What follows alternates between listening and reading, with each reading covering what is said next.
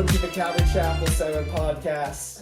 Hagen, Avery, I have a question for you guys this morning that I came up with. Oh boy. Okay. Make it up. Yes, I did. If you could go out to dinner with one historical figure, anyone living or dead, who would you go out with? But you have to awkwardly forget your wallet, and at the end of the meal, ask them to pay for it. Who are you going out to dinner with? That's an interesting question. Should I answer first? Yeah, you tell us yours. Okay. I mean, actually, I haven't really thought of it too much, but I mean, it would just have to be someone like, well, you don't want to be someone you like that much because maybe they won't like you at the end of the dinner if you like ask them. So just kind of be someone like kind of like neutral. Do you think about those type of things? It seems like that wouldn't even cross your mind. Oh, please, that would bother me. I wouldn't like, well, if it's like someone I'm like really close with and like it's not a big deal, but if it's just someone like I really respect and I want them to like me, then like that's our first impression. That'd be embarrassing. That'd be embarrassing first That'd impression. be like your chair breaking at an inauguration. Yes. Speaking of which, maybe Theo Vaughn. Actually, I think Theo Vaughn would be pretty good. Did you say historical figure? Oh, do you mean like famous or like? Yeah, historical figure is just as anyone like who's real. Person? Anyone who's real. Oh. Yeah. That's so different. Yeah, so you can't say like Superman or Batman. I don't think. They're just not like they're not real. What about the Hulk? Spider-Man? Well, the Hulk's real. Deadpool. None of these people. Yeah. Okay. So what's yours? I think I'll go with Theo Vaughn. I feel like you'd just be a fun guy. I feel like you had someone else and you just changed it. Yeah, No, I didn't have anyone else. Oh, you didn't? No, I didn't. I mean, I would want to kind of get to... You wouldn't want to go out with Jesus? Well, you see, that's the thing. I feel like I should have said that was banned. You can't just say Jesus, because we all say Jesus. Can Of we course. say God? Can we say The Holy Spirit.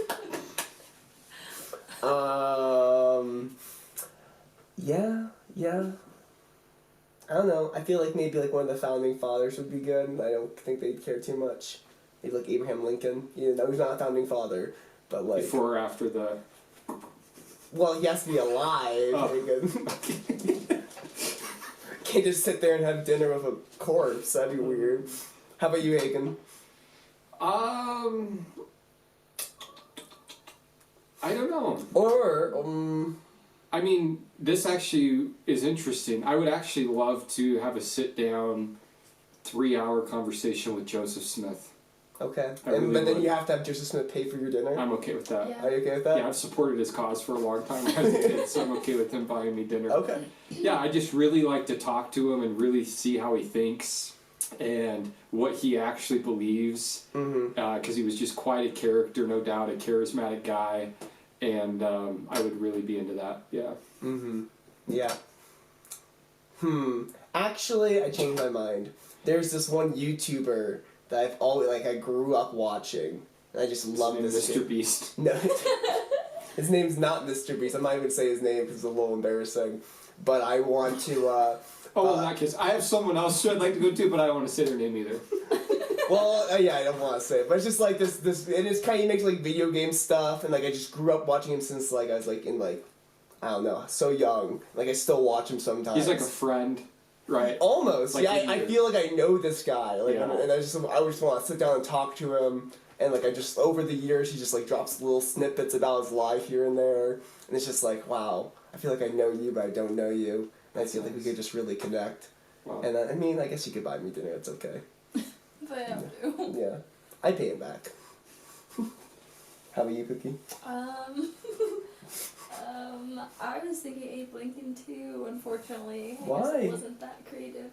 He just had some good plans, so I want to, like, chat with him about why he feels the way he does. And I like how tall he was. That'd be interesting. Just Yeah. Ooh, how about Baron? Speaking of tall, Yeah. Oh, no. Dinner with Baron would be a good time. Although, I don't know. Never mind. Keep Have going. you seen that meme that's like 2 different types of autism? And you have Elon Musk right here, and Barron is just like standing there, like looking around all uncomfortable. I like my suitcase. Yeah. And he's so like proper and kind, most likely. So Abe or Baron? Abraham Lincoln. Oh yeah. Oh I'm yeah. I'm Sure. dinner with Yeah. I this guess guy, you kind of have the advantage there. I just am a girl, so he'd be like, of course, what do I do? What do people like that back then. Maybe he'd... I guess I'd be able to have dinner, right? Probably. Yeah, because it's Abraham Lincoln. Yeah, you're right. I'd be allowed in the restaurant. He's a real one, yeah. Yep, that's my final answer. That's good, yeah. Nice. Well, that's good. Hagen, happy birthday. Wow. This is the first podcast. Belated. Yeah. A little belated. I'm feeling That's the only time people use that stupid word. I'm feeling a little belated today. Are you? I haven't moved around a lot in the past 2 days. You've been belated for the past month, I think. Yeah. But, Hagen, this is the first podcast we're recording when you're 32. Please. Right? Oh, 29. I asked Sophia and she said 40, and I said please. That's really funny. Yeah. Hey, that's okay. Hagen, you're just so mature and wise for your age. People are just shocked when they hear you. I get the extreme of both of those evaluations of my life. What do you mean?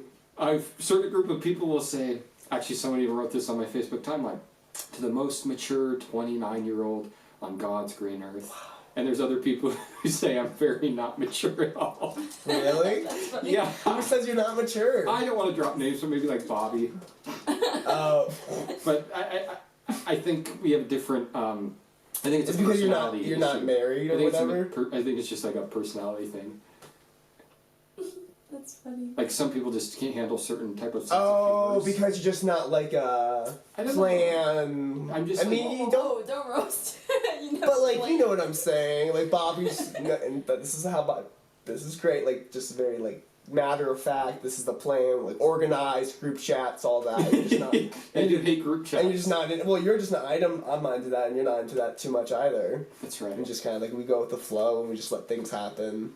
Yeah. But things get done, I don't know. Sometimes. Most of the time. I guess. Yeah. Yeah. So. Well, don't listen to those naysayers, Hagen. Thank you. Yeah. You are the most mature 29-year-old on God's green earth. Thank you, Jordan. Yes. It's been declared today. Yes. By you. Well, how does it feel to be 29? Does it feel different? Yeah. Just more like I got one last year to really go hard, you know? Yeah, is there kind of like, oh Go shoot. hard. When you like turn 30, it's just gonna be like... hard. Yeah. Maybe just trade the truck in for a minivan and... No. Just give up on working out. Some ladies would prove that me that. Let's just say that. Sorry about that. Oh, I'm good. I took some cough syrup before this, but I guess that didn't work too well. Hasn't kicked in yet? Yeah. Well, maybe we'll get you some milk, though. Yeah. Can we share the best thing that happened to us today? Because I just really want to talk about something.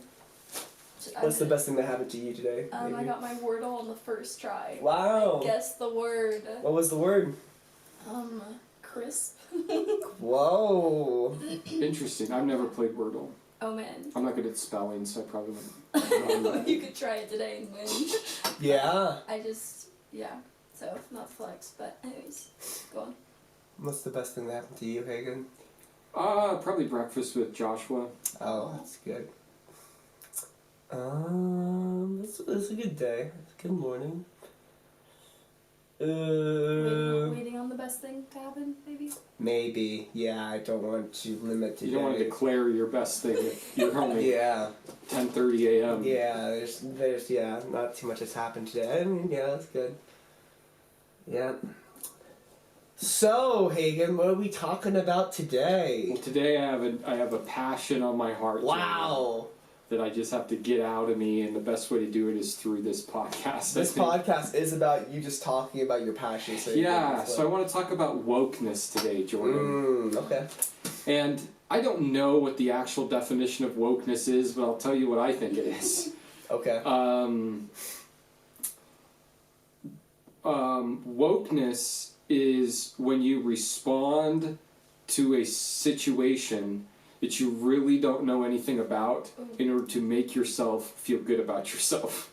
That's what I think wokeness is. That was really close. That's basically it, yeah. The actual definition? Yeah. Oh, wow. Yeah. What's the actual definition? It was something like being the opposite of the politically correct way of thinking about things to make yourself feel right.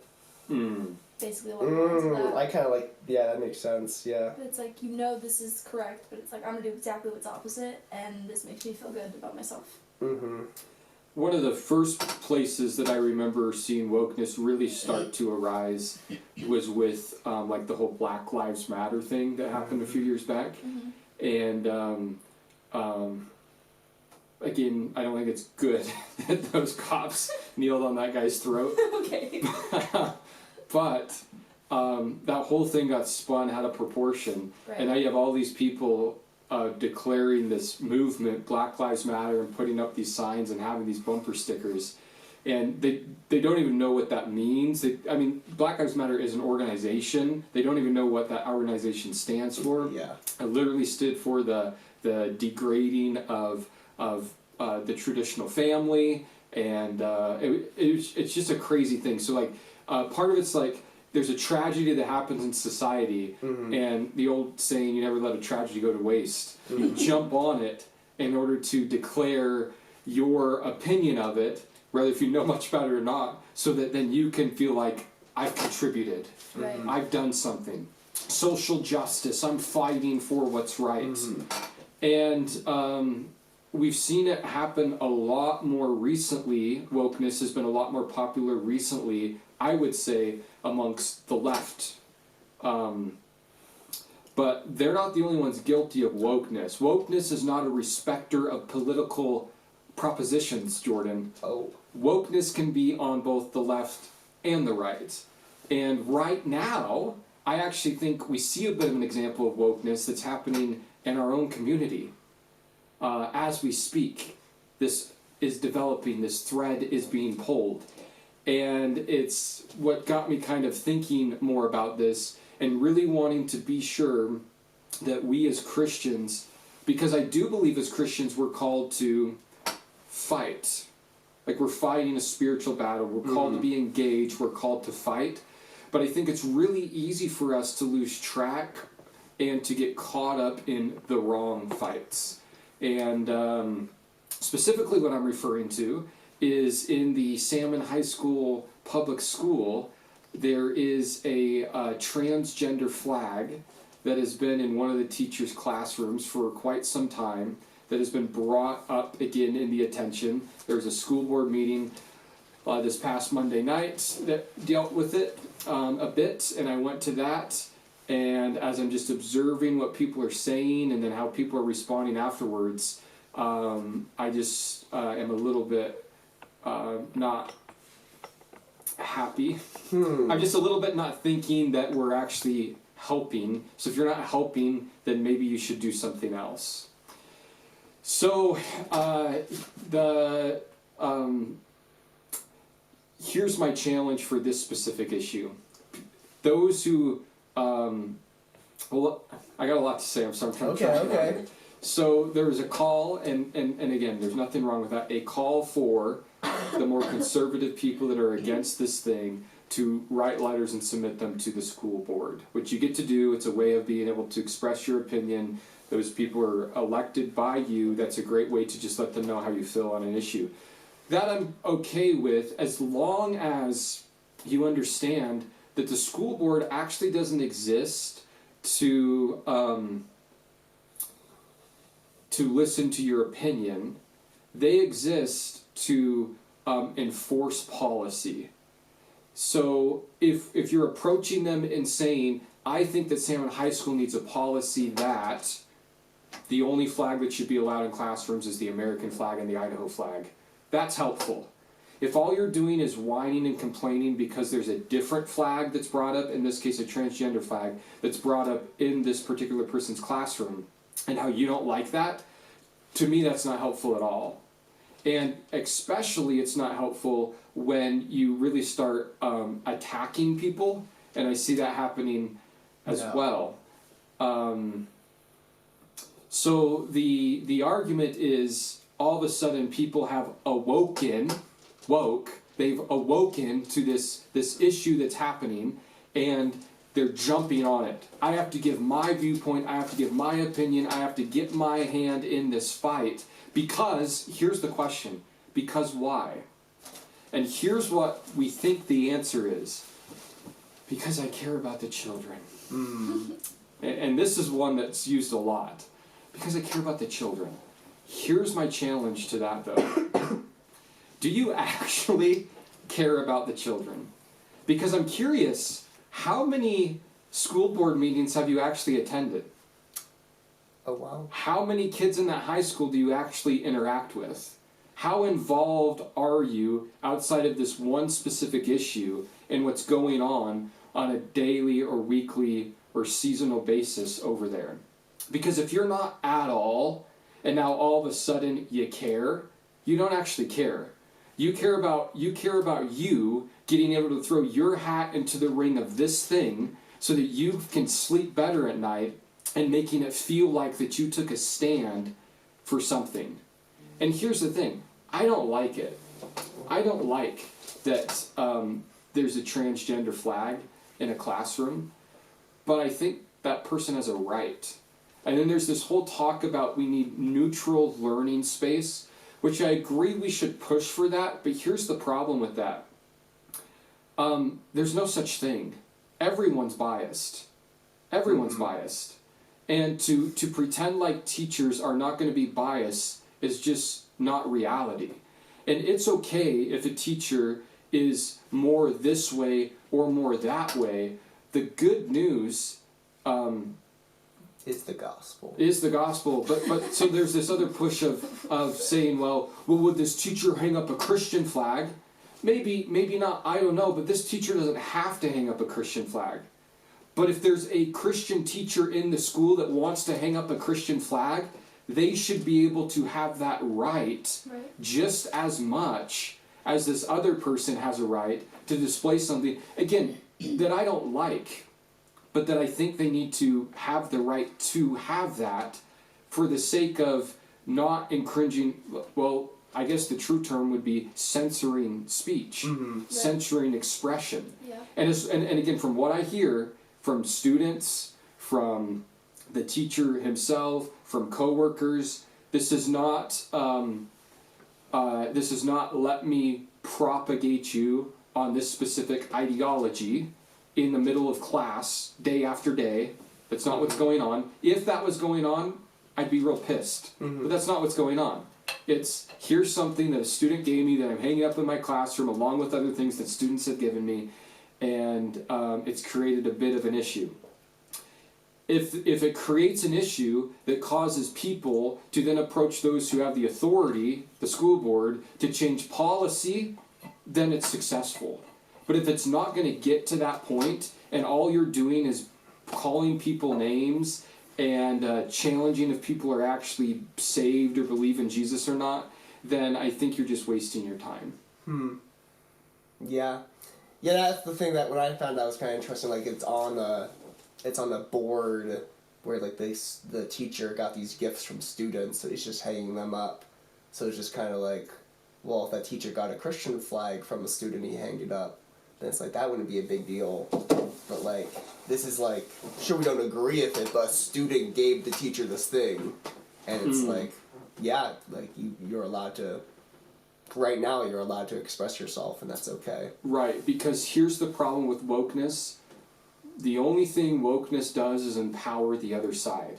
Because just reverse roles. Think about it. If right now there was a teacher that attended our church that was teaching in the public school that had a Bible verse, that had some sort of Christian flag, a banner, a piece of art on the wall, and people went to the school board and complained about it, what would that do to us? It would cause us to dig our heels in. It would turn into a God's Not Dead movie. It would cause us, to want to send all of our kids to school with Christian t-shirts. Yeah. We'd really just press in because now we feel attacked and we know we have the right. So we're going to really exercise that right. Imagine how crazy it would be, and this could very easily happen because I realized when I was there at that school board meeting how many people are in favor of this thing. Imagine how different the displayed dynamics of this town could change if everyone who actually supports the transgender agenda would maybe fly a flag outside their business here on Main Street or in their home all of a sudden.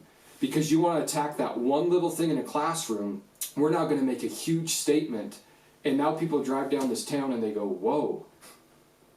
And it escalated to that because of how we responded to it. And there's just no need. There's no need to get that crazy about it. Yeah. Now, when you went to the school board meeting, Hagen, you mentioned something. It was mostly people there supporting the transgender flag. I would say 75%. Yeah, out of about 100-ish people that were in attendance, I would estimate, 3/4 were in favor of it. Okay. So that's kind of embarrassing for people who are fighting against it. Right. Like, who will write about it on Facebook. Right. But won't even show up. And people are well, we didn't know about it, and it's like, well, you're complaining on the same Facebook page not knowing about it, where I learned about it, so I don't know how you missed it. It was up there for more than one day. And then also, again, if you actually care, these agendas to the board meeting are published on the Salmon High School website a few days before the board meeting. So every month when the meeting happens, you can go on a few days before and see exactly what's going to be talked about. So sometimes what happens is because we're not involved and we get caught with our pants down or our head in the sand, and then we miss something, then we start blaming people. It's like, well, it's your fault, I don't know. It's like, well, what do you want me to do, call you and tell you? Like, here's the avenue in which you can find out information. So if you're actually concerned about what goes on in that school, then pay attention and see what's going on in that school. My challenge is that for the next, I don't know, 6 months, year, if this is that big of a deal to you, for the next 6 months to a year, you should show up to every board meeting that you can, and you should just listen to what's going on at the school. The principals give a report on what's going on in the schools. You can sit back, you can just be informed, and in that setting, you can just quietly pray. And if someone asks or there's an opportunity to share your opinion, you can share it with grace and truth, and then you can keep going on. But that, to me, is way more beneficial than the pot that's been getting stirred. Yeah. Definitely. The hard part about that is that people go, well, you have to say what's truth. I'm not against saying what's true. You have to take a stand. I'm not against taking a stand. Here's my real challenge, though. What are you actually standing for and against, and what do you really want to happen? Because what you want to happen is for something this big to be taken down out of the classroom, and now you feel like you have success. That doesn't change that teacher's views one bit. That doesn't change how he's going to teach or how he's going to influence his students. So then what? Yeah. So I just don't understand the issue. Again, this is a completely different issue if there's a teacher who is using their class time to indoctrinate or to push an agenda like this. This is completely different than if the school at large, out in the commons, was flying a flag like this. If this is completely different, if we ever have litter boxes in our school for furries, all of those things, I would be front and center saying this is unacceptable. This particular thing, I don't think people understand the story behind it, and I don't think people understand how much you were just empowering the other side, and to me it's embarrassing. And because then, as you keep on typing on your Facebook or whatever, aggressive email you sent, people interpret that, not rightly, for some people at least, but people interpret that as, yet again, here's another, just narrow-minded Christian jumping on a thing when they actually see what you addressed is not even actually accurate to what the situation is. I mean, just last night I was looking on this one Facebook thing, and someone posted, I've encountered 100 Christians in this community, and all of them have judged me and spoken down to me, and they say, never has an LGBTQ++ whatever ever made me feel that way. Now, whether that's true or not, I don't know, but that's an interesting thing to ask yourselves when you're interacting with people. Mm-hmm. How is my interaction with them causing them to leave feeling? And is there a way that I can stand for truth, that I can stand for righteousness, that I do not have to compromise and not be a jerk about it? Mm-hmm. In some way, could that be balanced? I think so, and I think Jesus did it the best way. Jesus had a way of not giving an inch to sin, but allowing plenty of grace and mercy for people. I'm glad that the President of the United States this past week declared that there's only two genders. He's speaking what God's Word says. I applaud all of that stuff. There's no way I'm accepting of any of this lifestyle. I just want to make that clear. I am, though, not really accepting, again, how people have just kind of got caught up in the moment and we got to rally and fight this thing. And again, you just really don't even know what you're fighting, I don't think. Mm-hmm. That's my opinion. What do you think? Wow, Hagen. Well, the verse came to mind when you were saying all that. Proverbs 18, verse 13 says, "He who answers a matter before he hears it, it is folly and shame to him." And sometimes we have a tendency to get angry and talk about things that we really don't understand. But it's important before we have a bunch of opinions about things, we should probably know what we're talking about. And so that's just some good practical wisdom there. Sure. And I feel like if most people were really, like you said, really understand, like, oh wait, this is about freedom of expression, it's this little flag that a student gave to a teacher, and it's not like the school's hanging this gigantic LGBT flag in the comments section. It's not like that's going on. It's just, if they were to really understand it, then maybe they would not overreact or not present themselves like that. So yeah, before you get angry with things, make sure you really do your research. And I think, and I want your opinion on this, I think a problem with this is maybe tribal mentality that we can have, where it's like our side versus their side, and once this bad thing from their side appears, our side we attack. And I think that's something that happens very much without us even realizing it, that we live in a very tribal, like, we as humans, we have our teams, we have our loyalties, and like we stick to them. And when our sides attack or we feel attacked, we jump, we attack the other side, we get defensive. Yeah.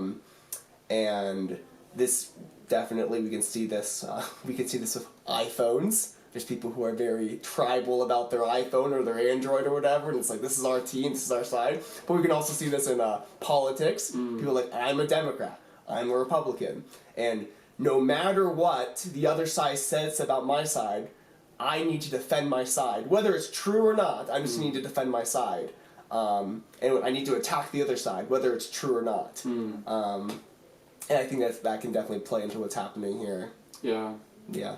And I just, it's real easy to paint yourself in a corner and to shoot yourself in the foot when you start wanting to try to limit people's expression and speech. Because like I said, I want every, and I'm biased, I want every Christian that has interaction in that public school to be able to freely express the truth of Jesus. And if that means that those who don't have that belief get to freely express theirs, I'm okay with that, because that means we still get to do ours. And you'd hate to get yourself in a situation where a policy or a law gets passed where that stuff, neither one gets to express itself. That's not good at all. And one of the reasons why I think I'm also a little bit sensitive to this is because I know that in a couple weeks we're planning on having a school outreach during lunch at school with Ryan Reese there. And I promise you there's going to be pushback from that, from people who don't understand how it went down. But because there's a Christian club, and because they're going to invite him on, and because it's done through all the right hoops, it's completely lawful. But people will complain and go, how can someone openly preach the gospel on school grounds during school at lunchtime? Yeah. And this is how it happens. It's through this avenue that we're walking through that it's going to be accomplished. And you'll have people who go write on Facebook, write letters to the editor, stand up at school board meetings, and who will say how they don't like that, and that's okay. They don't have to like it. Yeah. But it's but it's lawful and it's allowed, and we're taking advantage of the system that we get to live in the United States in order to make Jesus known.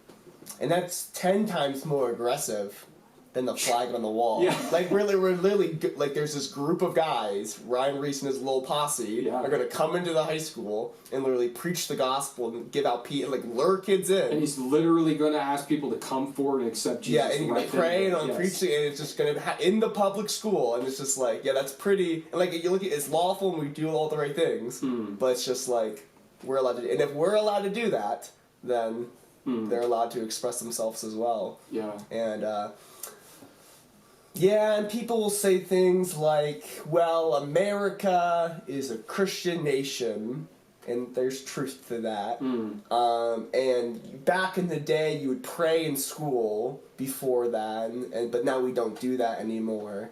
But we should bring that back and like there's kind of like this push to bring that back to public schools, and so there's almost like this lopsidedness where it's like, well, of course we want it to be Christian because we're a Christian nation, and so our public schools should be Christian.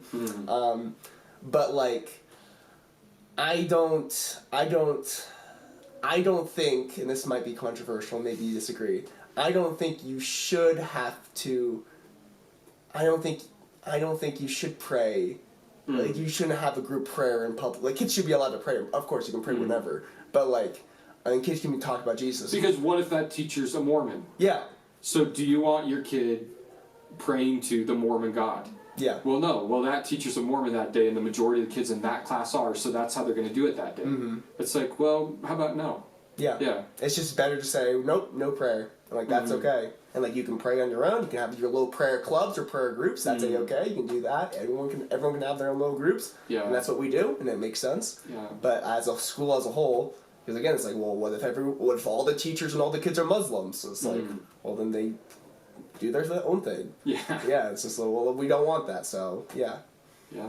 So, yeah, that's a little controversial because people will be like, well, we need to bring back prayer in school. It's like, no, because, like, that's kind of how this whole freedom of speech thing works, where you can't, like, everyone needs to kind of have an equal say, and you can't just force everyone to be Christian. Right, it doesn't go well. Yeah. They tried, we tried that, for a while. Yeah. So. It wasn't... It accomplished a lot. They got a lot nice land and a lot of got cool new stuff hat, a at couple the new hats, Vatican. actually. Yeah, but just for the overall sake of humanity, it really isn't that great to force people to believe in Jesus. Yeah. Yeah, it's not the best. So, and this is just an example, and there'll be plenty more, obviously, as we continue to live in the world that we're in. But it's just like, there's no doubt in my mind that what's happening at our public school is a spiritual battle. There's no doubt in my mind that as we watch society just keep spiraling downwards, that you're going to see more issues like this arise. But here's the other thing, and it's like, again, I can't expect people who don't know Jesus and are submitted to his word to act like they know Jesus and are submitted to his word. I can go into that situation and do my best to try to influence and speak truth, but I can't expect them to behave and to think and to have the same conclusions that I have, because I've been revealed to the truth of God's word, and then I've chosen to submit myself to that truth and believe that his way is the best way. Not everyone believes that. So how's that going to work in a world?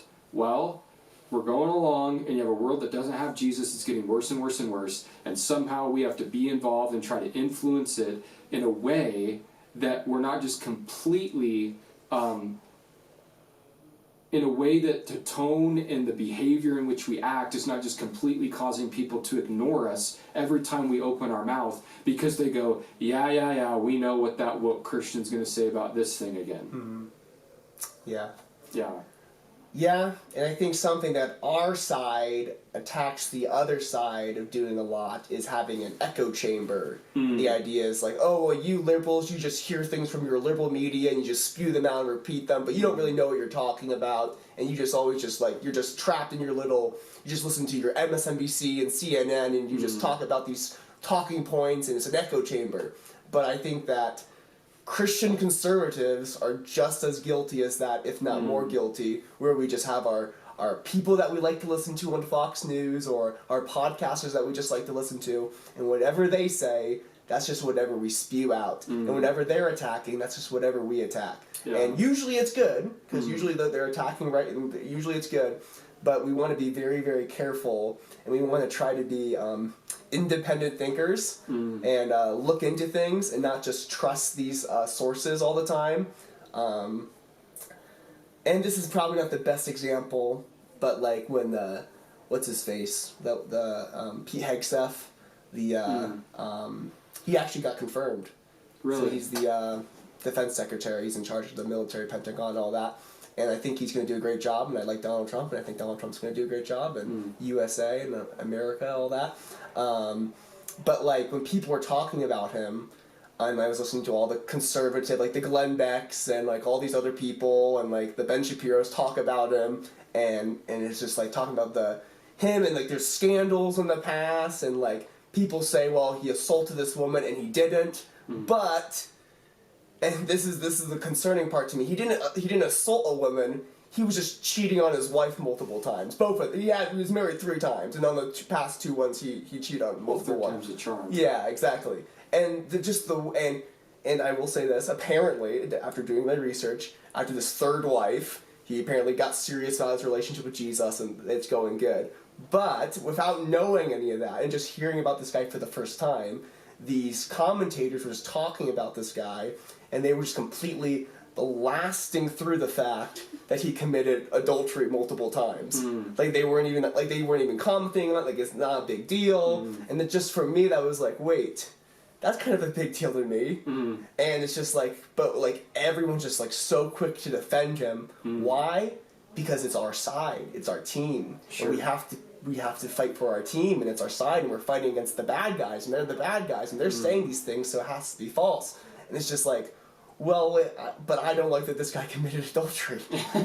Like and like I get he's gonna do a good job, and like there's people change and Jesus changed, and like now that I know all the facts, I get it. But just in the moment, it's like, well, we're not even addressing this, we're not even talking about it, and no one even said anything about, well, he changed and accepted. Like it's just like we're just blasting through that fact, and it's just like, yeah, I don't like that, and it's just a kind of a scary mindset to me where people are just willing to say, we're just going to defend this guy no matter what because we have to, because it's our team. And it's just like, that's a scary mindset. And that's something we would accuse the other side of, but we can be very guilty of, so. Yeah. So, yeah. Yeah, the hardest thing I think on all these issues as being a Christian and trying to figure out how to be involved and how to be an influence is, like most things in life, you have root problems and you have fruit problems. A transgender flag in this setting, in this teacher's classroom that he's hanging on his wall that was given to him by a student, that's a fruit problem. That's not a root problem. You need to think, what's the root of this situation? What's the environment at this school? How come more kids than ever are unenrolling themselves from Salmon High School and doing school online or taking alternative education measures? Like, these are really the questions that people need to be thinking about. If they actually do what they're claiming, care about the children, if they actually care about the next generation of salmon, they should be trying to think through what is the real issue that's going on over there.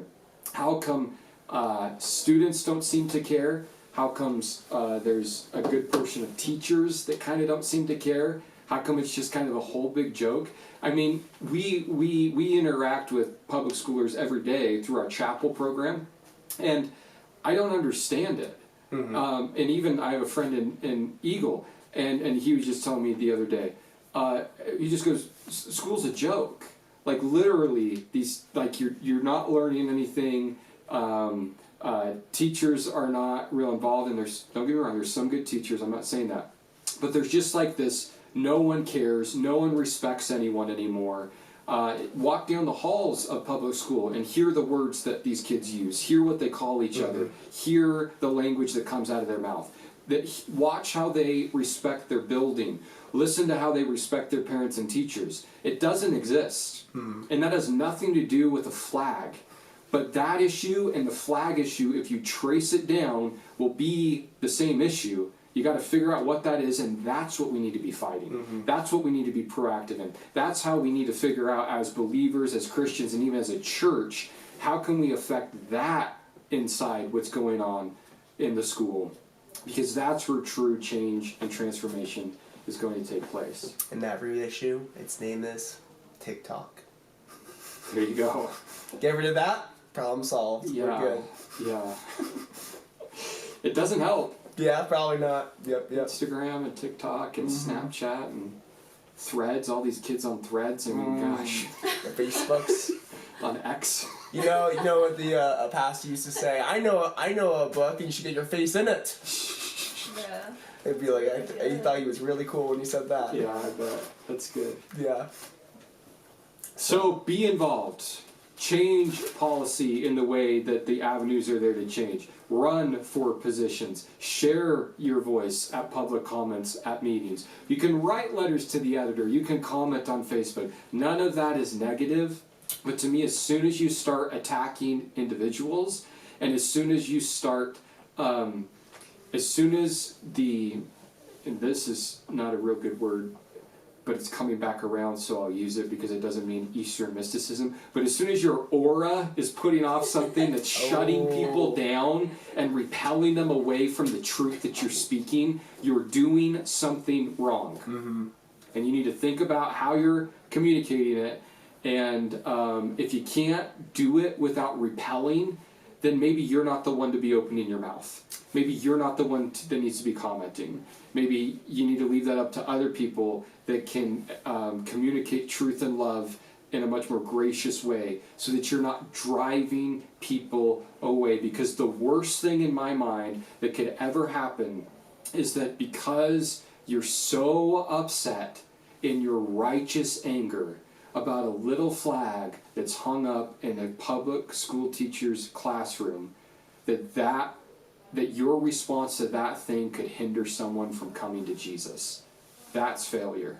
So be sure you don't get to that point. Well, there you go. Avery, any thoughts before we end?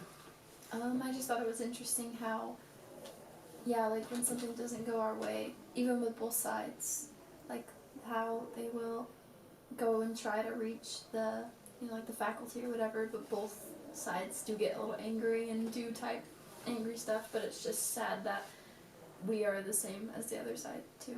And like we have Jesus, yet we still mess up and get a little silly and get angry and accidentally call out people and things like that. So that's just kind of interesting, but that's it. Yep. And here's a good rule of thumb, say you do get a little out of control, and I'm sure once or twice in my life, Jordan, I've been out of control. No. And say you do get a little too passionate, You've out of crashed control out in a situation, and you don't actually know all the information, and you speak out of turn, and you make someone feel bad, and you're just a real jerk about things. To be able to say, oh wow, if I would have known that about this situation, I wouldn't have reacted this way. In the sense of, oh wow, I was wrong. Or at least, oh wow, I was wrong in how I responded.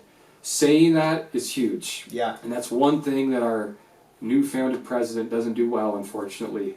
That's saying I'm wrong. But that goes a long way. If you can see a leader say that, oh wow, I had the wrong information, I was looking at it from the wrong side, I messed up in this place, I was wrong, but now I'm moving forward into this. I think people respect that. So if you find yourself where you're wrong, then just say it. Hey, you know what? I was wrong on this. I got more information now, and I'm kind of approaching it from this angle. Yep, that's something people don't do.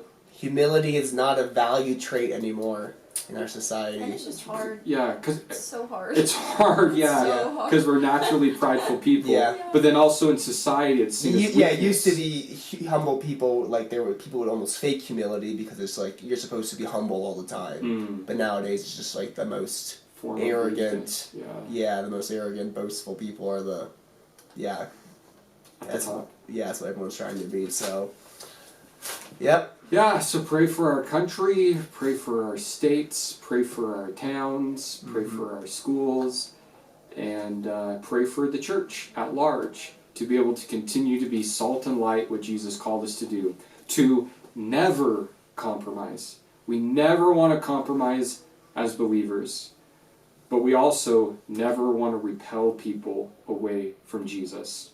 And I believe that those two things can be true. That there's a way to be able to keep taking a stand and to yet keep loving those who yet do not know Him. Mm-hmm. Well, there you go. Thank you guys so much for watching.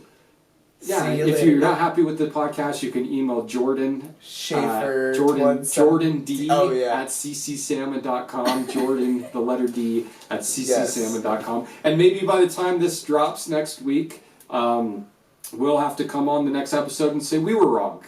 Because you might have to say that, Hagen, but that won't happen to me. Might push back, and I might find out other things and realize that I was just completely off base. And if that happens, then we'll roll with it. But that's okay. Yeah, just a perspective. If you don't agree, that's okay. We can still be friends. But I just really hate to see God's people making fools out of themselves.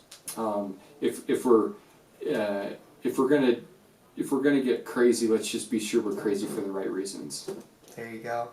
Well, I hope you've enjoyed this episode of Hagen's Wild Passions. It's been fun. See you guys next time. Next time we'll finish our Bible overview. Yes, that's right. We have one last lesson. Revelation. That's where we're heading. Yep. So we will get there. It's taken us months, but we will wrap this boat up. Cool. Okay. Bye-bye. Bye, guys.